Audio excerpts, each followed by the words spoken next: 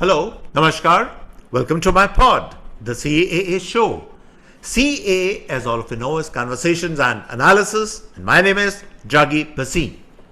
Now, before I get going with the podcast, I want to clarify the title of the podcast. I've used the word Mirzapur Raj. What do I mean by that? I am referring not to the district in Uttar Pradesh, but I am referring to the television serial Mirzapur, which is currently playing on Netflix. And Mirzapur, to my mind, is synonymous with Bahubali Raj or Mafia Raj. So you need to keep this context in mind before I expand on this particular issue in my podcast.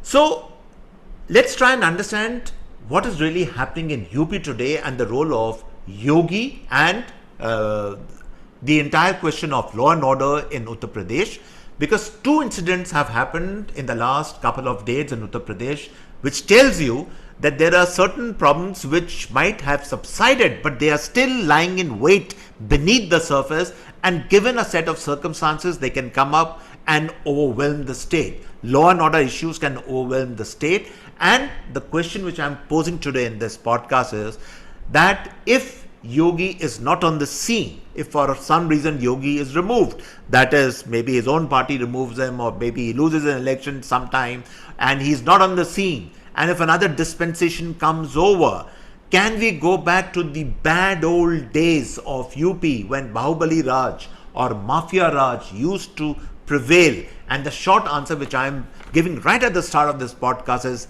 absolutely yes, because there are problems which have been to a large extent solved in UP, but they are still not over and done with. They can come back in a jiffy. Now, I am going to expand, of course, on this issue, but before I do that, of course, I would urge all of you to please subscribe to my channel. It's so simple. You just have to press the red dot on your screen and you become a subscriber. Subscription is, of course, completely free. I promise you all my podcasts are different with a different set of ideas. You will certainly like them. You become privy to my podcast once you become a subscriber. And of course, please do like my podcast also. That, of course, is a very encouraging thing if you do that. Thank you. Now, let's come back to the main topic. Two incidents happened yesterday in Uttar Pradesh, or rather the day before yesterday, which have rung these warning bells that if we are not careful, the bad old days of UP can come back. One was that because of these heavy rains in the Gomti Nagar area of Lucknow, water had filled in an underpass and the water came up. And then there were these rowdies, hooligans, gundas I would rather say, gang of boys. They came on that, they were in that stretch of water, and they started throwing the water on the people who were passing by, whether they were on scooters, on scooties, or in cars, rickshaws, or whatever. And there is this video which is now has gone viral, where this couple, these boys are throwing water on that lady, the pillion driver, and she falls from the scooter, and they keep on harassing her, teasing her, and finally her husband manages to help her get back on the scooter, and they flee from that place. But the worst part is what happened after that. They were all people knew what was going on. There were alerts sent to the police, but the police did not respond. And these boys continued for maybe almost half an hour to 1 hour doing this activity. The next day, Yogi, he was apprised of this issue and he took immediate action. He not only suspended all the cops, including senior police officers of that particular Gomti Nagar area, but he made it sure that almost all those boys were immediately arrested and brought to book, and he warned people in the assembly that he would not tolerate, especially incidents against women. He has given a dire warning. That was the first incident. Then there was another incident which happened almost around that time only. The Samajwadi Party member of parliament from Ayodhya, that is Avdesh Prasad, his right-hand man, I would say, is a person called Mohit Khan, again of the Samajwadi Party. And this man was arrested 2 days back because he had raped a minor of the Nishad community. This man has been arrested. What do these two incidents tell us? These two incidents tell us that certainly the law and order problem in Uttar Pradesh is to a large extent under control, but problems remain below the surface. There are gangs of people, there are groups of people, there are segments of the population, there are certain anarchists, there are certain agent provocators who, given the slightest opportunity, will misbehave, will go back to the bad old days, and it wouldn't be long before the Bahubali Raj of the old days comes back into UP. And therefore, the question which I'm raising in this podcast is Yogi the last man standing between a Mirzapur Raj and the new state of Uttar Pradesh, which respects the rule of law and order, where law and order is the writ which runs basically across the state?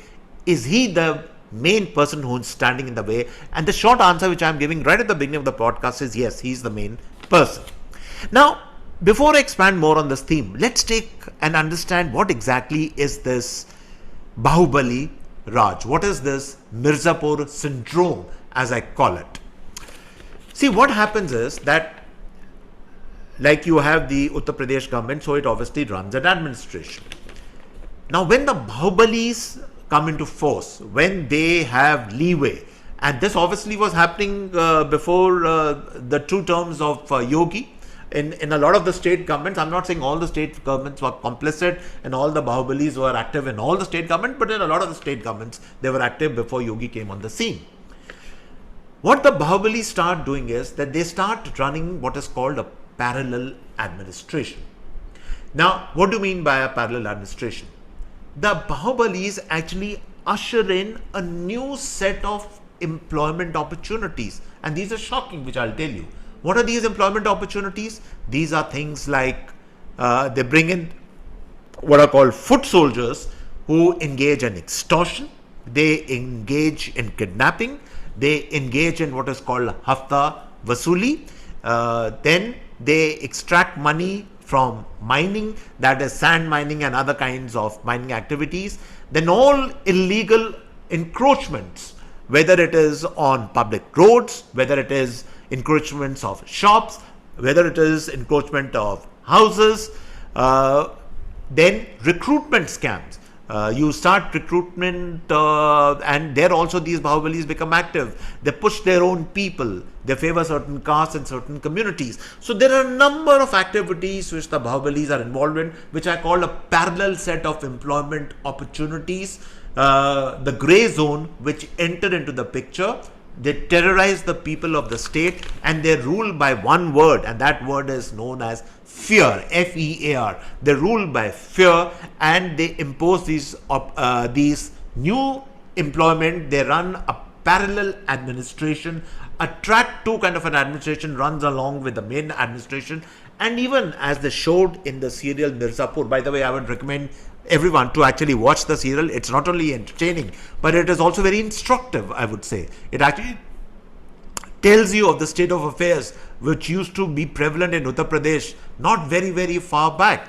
And that state of affairs, as I'm warning, can also come back. So they run a parallel administration, and even the chief minister of that state in that parallel administration, as it is shown in the serial Mirzapur, he is answerable to the Bahubalis. He actually survives at the mercy, at the beck and call of the Bahubalis. The police administration is hostage to the demands of the Bahubalis. So that entire apparatus, that entire system comes back. And unfortunately, I will not name the parties, but all of you know who I am referring to. But there are certain political parties in the state of Uttar Pradesh who are positively inclined towards bringing back the Bahubali culture because it helps them cement their vote, it helps them cement their authority, it helps them in that what is called this vasuli from certain and their writ therefore runs on the basis of these Bahubalis. Now, we know that Yogi, when he came on the scene, he not only put a lot of these Bahubalis in jail, but a lot of them were eliminated. Whether they were done in real encounters or fake encounters, I don't know. I honestly have no idea. But a lot of people say good riddance to bad rubbish. But that is what really has happened. And what happens when you run a parallel administration? There are two segments of the community which actually get affected most by this parallel set of administration, and those are, of course, the women first, and then you have the lower caste. The women are, of course, affected because cases of molestation, cases of rape, of eve-teasing go up exponentially. And then the lower castes are affected because at the end of the day, where are you extracting money from? You are extracting money from the weakest. You will obviously extract money for kidnapping all this from the richest, but don't think that the weak are led. They also have to give out money, and therefore the weakest castes are exploited in the Bahubali culture. Gun factories, small arm factories, what we call in Hindi, we call the katta. These kind of factories spring up all over the state. As I said, these are parallel employment opportunities which come. So the Bahubali Raj brings in an entirely new kind of culture. It brings a new ecosystem. It brings a parallel administration. It brings an entirely different way of running things. And obviously, when something like that happens, what happens in real time in the real world? The state becomes like a black hole. A black hole where no investor, where no domestic or foreign investment would even think about investing in that state, where industry actually keeps miles away from that kind of a state, where good private sector employment opportunities are reduced to a minimum. And even in the government sector, even in the public sector with the jobs which are there, these Bahubalis in cahoots with the administration then ensure that only their kind of people, their sect, their caste, so those people are taken in the administration. That becomes a state of affair. People suffer, but the Bahubalis get away with it because of this very important thing which they start doing when they take control. And that is that the Bahubali ushers in an entirely new system of what I call rough social ready-made justice. And what is this?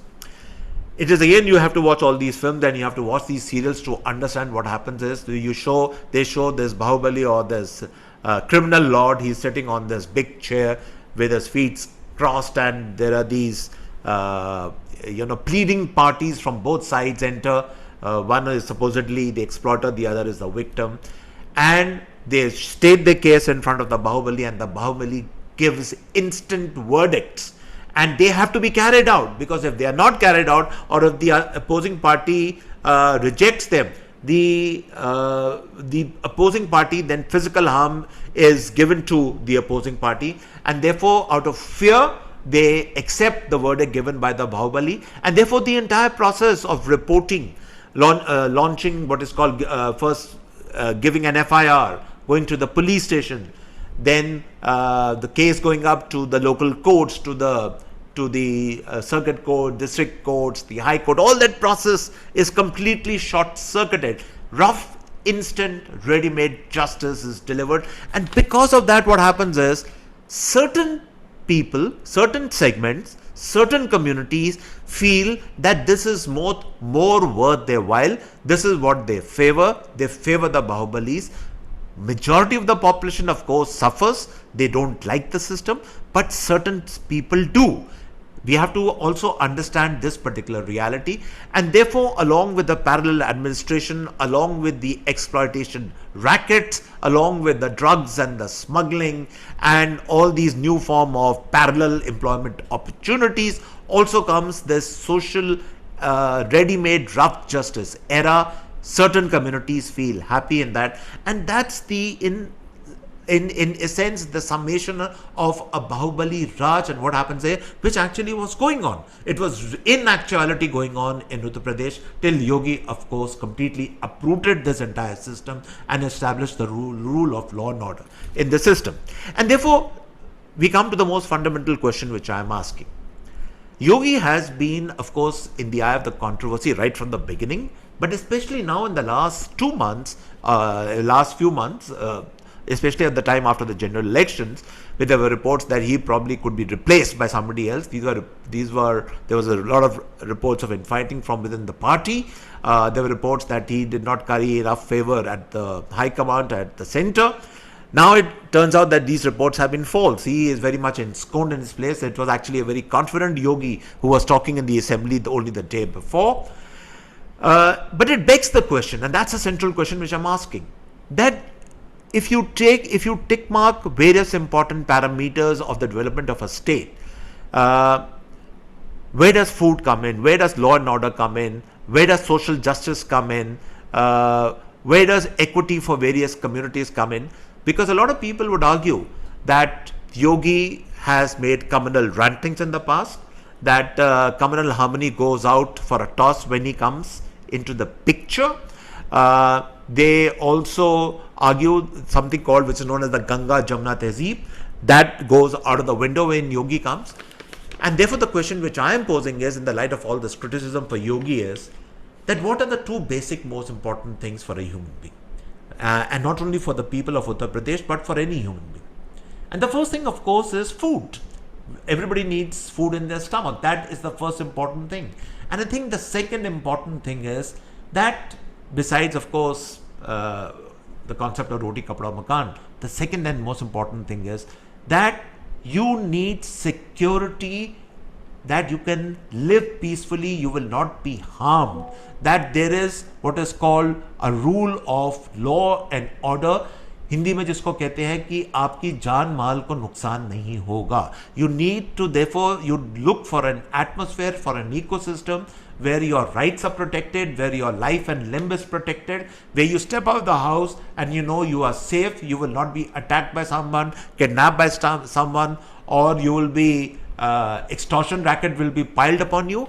That is what people really want. And therefore, I'm even assuming that the opposition criticism to some extent is true, that he maybe has made some communal remarks in the past, he has been controversial, maybe he has been dictatorial, as all is said about Yogi. The very fact that he has brought law and order in the state of Uttar Pradesh, does it not matter? That, I think, is the central point, the central issue we need to keep in mind. And again, I'm taking you back to these two incidents, and these are not the only incidents which have happened. That is a Gomti Nagar incident, this Moeed Khan incident.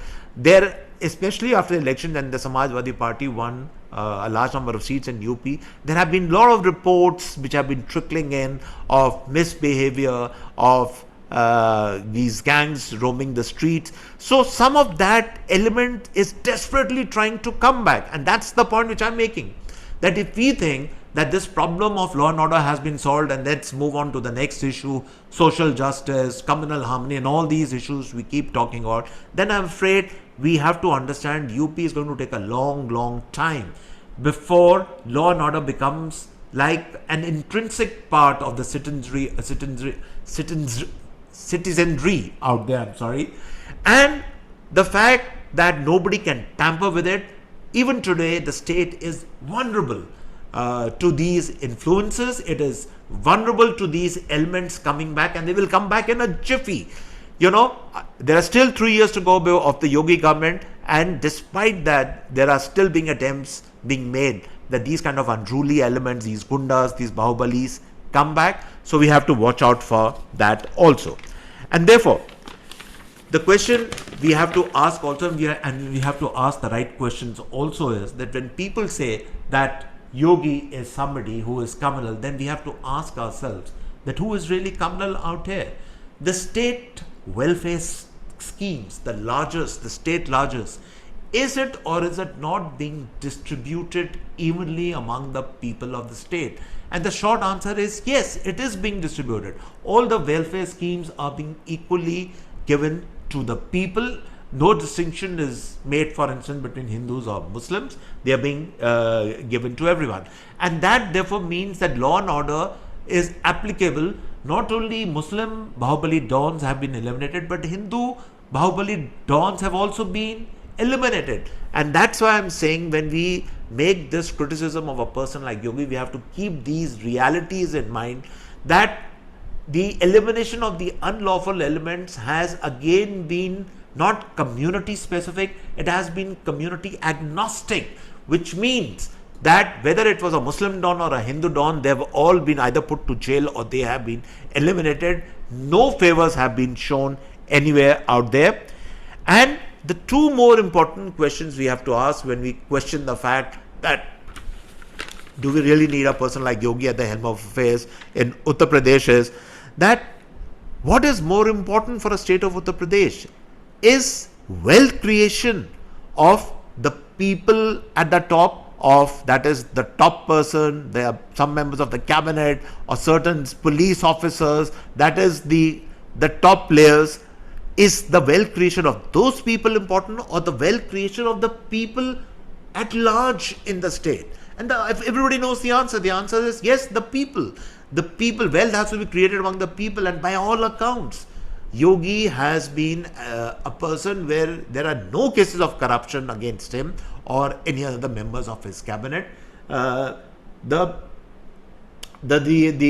economy of the state is run in such a manner that equal distribution is happening all over the place.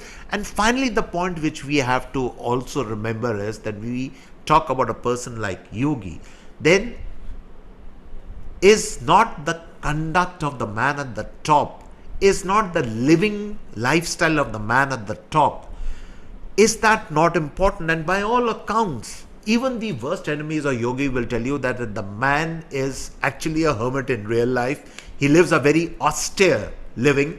Nobody has ever seen him traveling in fancy cars or leading some kind of an extravagant lifestyle. This is in contrast to a lot of opposition leaders. I will not name those leaders, but we know certain leaders who keep going out of the country at practically every few weeks. They all travel first class. How do they manage to do that? Who gives them the money? Nobody knows. There are people who have these extravagant lifestyles at the top. There are political parties in the state of Uttar Pradesh, we all know, who have accumulated tons and tons of money, and despite whatever the ED has done, that money still remains. We all know about that. And therefore, when I raise the question that is Yogi the last man standing between the Mirzapur syndrome, between the Bahubali Raj and the new state of Uttar Pradesh, the law and order state of Uttar Pradesh, then the short answer is absolutely yes. Till now, he's the only person. I still can't find any other person who can replace him or who can step into his boots, or rather chappals, I would say. There is no such person around. And therefore, when we ply on this criticism against Yogi, communal, please remember the real issue is not casteism, it is not communalism. The real issue in Uttar Pradesh even today is law and order. Because if this law and order goes away from Uttar Pradesh, then Uttar Pradesh is back in that hole it has come out from. It will be back to the dark old days of underdevelopment, of Mafia Raj, of Mirzapur Raj. And so, with that prescriptive warning, I come to the end of this particular podcast. I hope you really enjoyed this podcast. You like my show, do subscribe to it, of course, as I keep saying. And till the next time, it's goodbye and cheers from my end.